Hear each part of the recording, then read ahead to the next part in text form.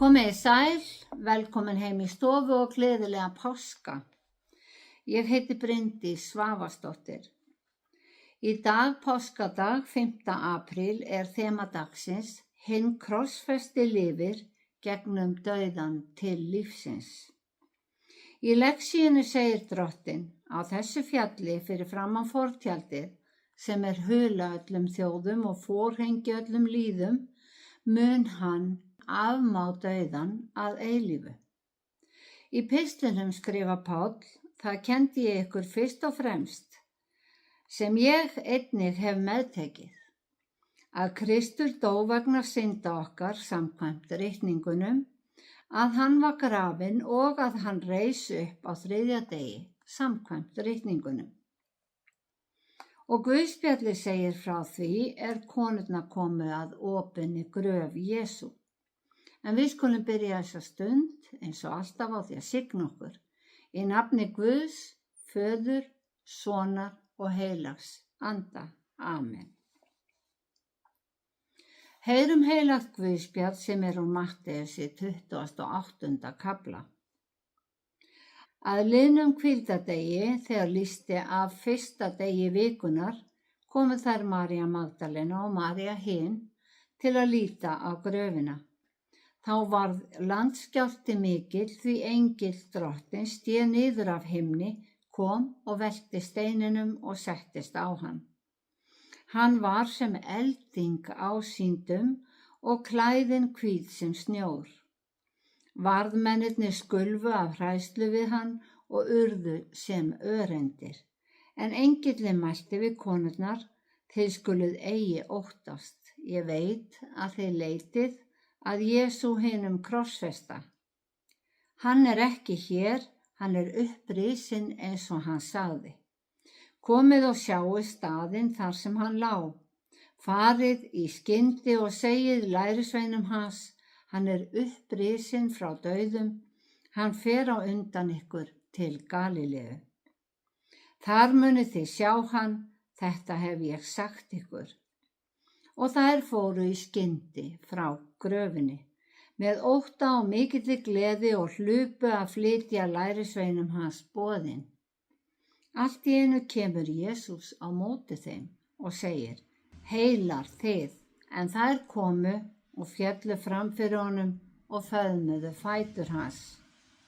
Þá segir Jesús við þær: óttist ekki, farið og segið bræðrum mínum og systrum að halda til Galileu, þar munu þau sjá mig.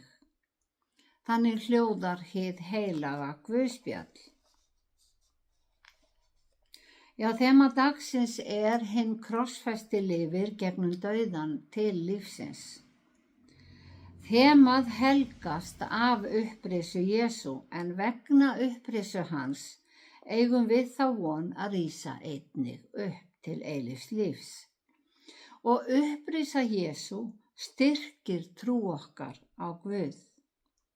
Margir eiga erfitt með að skilja nákvæmlega hvernig það gerist, en ekki örvænta. Jesús sagði lærisveinunum það og þeir skildu ekki hvað hann meinti fyrr en löngu seinna. Hinn harði sannleikur að Jesús þyrfti ekki aðeins að deyja, heldur að honum yrði fórnað af leiðtogum þjóðar Guðs, var of erfitt fyrir lærisveina Jesú að skilja. Og enn þarf að útskýra hvernig fórn hans frelsar okkur, leysir okkur undan synd heimsins. Við lifum í ástandi sem kallast erfðasynd, og til þess að skilja það ástand þurfum við að hverfa aftur til sköpunarsögunar og endur skilgreina hugtakið synd. Það nefnilega mjög mikilvægt að við skiljum hvað Guð flokkar sem synd, því það aðeins synd gegn Guði sem aðskilur okkur frá frelsun. Við munum að í dæmisögu Jesú týnda soninn, þá segir sonurinn: Faðir, ég hef syndgað á móti himninum og gegn þér. Það hann fór út í heiminn sem táknar vantrú hans. Öll önnur afbrot sem við köllum synd eru ekki synd gegn Guði. Guð skapaði ekki syndina, en hann hefur frá upphafi gefið öllum, bæði mönnum og englum, frjálst val að trúa á hann. Þess vegna varð syndin til á himni þegar Lúsífer ofmetnaðist af fegurð sinni og vildi sjálfur vera Guð. Það var til þess að honum og þriðjungi engla himins sem fylgdu honum voru kastað út af himni. Og hvert? Jú, niður á jörðina þar sem Guð hafði skapað sama stað fyrir manninn. Adam og Eva höfðu trúað og treyst á forsjá Guðs, en síðan komst höggormurinn inn í garðinn og sáði vantrausti á Guð. Við það að trúa og setja þannig traust sitt á höggorminn, þá komst syndin í huga þeirra. Þau vantreystu að Guð hefði sagt þeim satt og vildu ráða sér sjálf. Svo hugtakið synd er vantrú á forsjá Guðs. Við vantraustið misstu Adam og Eva dýrðarklæði Guðs ríkis og urðu nakin. Þau urðu jarðneskir menn og Páll postuli skrifaði að eftir þetta hafi allir syndgað og skort Guðs dýrð.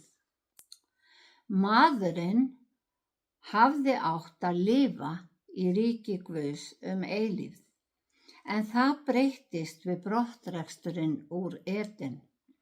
Laun syndarinnar, það afleiðing vantrausts á Guð, er dauði. Því höggormurinn sem er höfðingi þessa heims getur ekki gefið mönnum eilíft líf. Syndin kom inn í heiminn með einum manni, skrifaði Páll, og dauðinn með syndinni. Þannig er dauðinn runninn til allra manna því að allir syndguðu þeir. Sá heimur sem að við fæðumst inn í er fullur af vantrú á Guð. Það er syndin sem við erfum. Sú synd hefur fylgt manninum nær frá upphafi og var til áður en Móse sótti lögmálið og boðorðin upp á Sínaífjall. Það staðfestir að brot á lögmálinu og boðorðunum er ekki sá mælikvarði sem Guð setur á synd. Lögmáli og boðorðin voru hins vegar sett til að sveigja líðinn til hlýðni og trúar á Guð. Og lögin voru tilgangslaus nema brot á þeim hefðu afleiðingar. En fagnaðarerindið er að með fórn Jesú lifum við ekki undir þessu lögmáli, heldur undir náð Guðs. Spádómar Gamla testamentisins sögðu fyrir fæðingu frelsarans, hins smurða Messíasar, sonar Davíðs, sem myndi frelsa líðinn. Hér kristallast máltækið einn fyrir alla og allir fyrir einn. Einn frelsari eins og í upphafi var einn syndari. Þessi frelsari gat ekki verið hver sem er. Þessi frelsari varð að vera af himnum, en hann þurfti að ganga í gegnum allar þær áskoranir sem menn almennt mæta í lífinu og hann þurfti að standast hverja raun. Við sjáum í Guðspjöllunum að farisegar og fræðimenn reyndu hvað eftir annað að leggja snörur fyrir Jesú. Ég er ekki viss að þeir hafi áttað sig á að efasemdir þeirra væru afleiðing erfðasyndarinnar. Þeir hafa örugglega talið sig vera að verja þjóð Guðs. En einmitt vegna þess að þeir voru útvalin þjóð Guðs, þá fór Jesús fyrst til þeirra las í samkundunum og hann opinberaði þeim fyrst hver hann er. En þeir trúðu honum ekki og bíða enn eftir frelsaranum sem spádómarnir tala um. Kristnir menn trúa því að Jesús sé sonur Guðs og frelsari okkar allra. Við trúum að Guð hafi gefið einkason sinn til þess að hver sem á hann trúir glatist ekki, heldur hafi eilíft líf. Það veltur allt á trúnni. Eins og í upphafi þegar Guð skapaði heiminn, þá biður Guð aðeins eitt, að við trúum og treystum á hann, að við viðurkennum hann sem skapara heimins og jarðar og okkar almáttuga Guð. Fyrir trú sem þarf ekki að vera stærri en mustardskorn, hverfum við undir náð, en aðeins náð Guðs getur frelsað okkur undan dómi syndar, dómi vantrúar og efasemda. Jesús kom til að boða eilíft ríki Guðs, sama ríki og Guð skapaði í upphafi. Guð hefur ekki vikið frá sínu upphaflega verki, sinni upphaflegu sköpun, en þar sem syndin kom í heiminn og dauðinn með henni, þá þurfti einhver að greiða lausnargjaldið, svo Guð gæti reist okkur upp til eilífs lífs. Adam dó sekur af synd og Jesús jafnaði út þá synd hann dó saklaus, sakaður guðlast. Honum var fórnað á páskahátíðinni eins og páskalambinu var fórnað fyrir brottförina frá Egyptalandi, svo engill dauðans færi framhjá. Kaífas sem var æðstiprestur hafði sagt: betra að einn maður deyi fyrir lýðinn en að öll þjóðin tortímist. Svo Jesú var fórnað fyrir lýðinn og fyrirheiti Guðs snýst að vegna þessara fórnar fullkomnaðist ætlunarverkið að frelsa þá sem trúa. Guð reisti Jesú upp og Jesús mun reisa upp þá sem trúa á hann. Já, þema dagsins hinn krossfesti lifir gegnum dauðan til lífsins. Við fæðumst og við deyjum. Hinn kristna von fyrirheiti Guðs eilíft líf í ríki hans. Upprisa í nýjum líkama fyrirheiti kristinnar kenningar.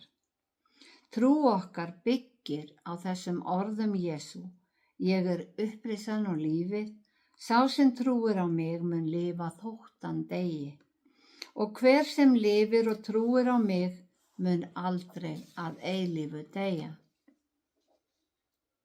Bústaður okkar verður í hinni nýju Jerúsalem, sem einnig nefnd Síon, staður hinna hjartarheinu. Ekki í merkingunni hinna útvöldu eða að Guð hafi valið þá til að dvelja þar, heldur þver öfugt. Síon borg þeirra sem velja að trúa á Guð, velja að treysta á forsjón og kærleika hins almáttuga Guðs, staður þeirra sem trúa að vegna upprisu Jesú hafi hann sigrað dauðann. Drottinn blessi þig og varveiti þig, Drottinn láti sína ásjónu lýsa yfir þig og sé þér náðugur, Drottinn upplyfti sínu augliti yfir þig og gefi þér frið. Í Jesú nafni. Amen.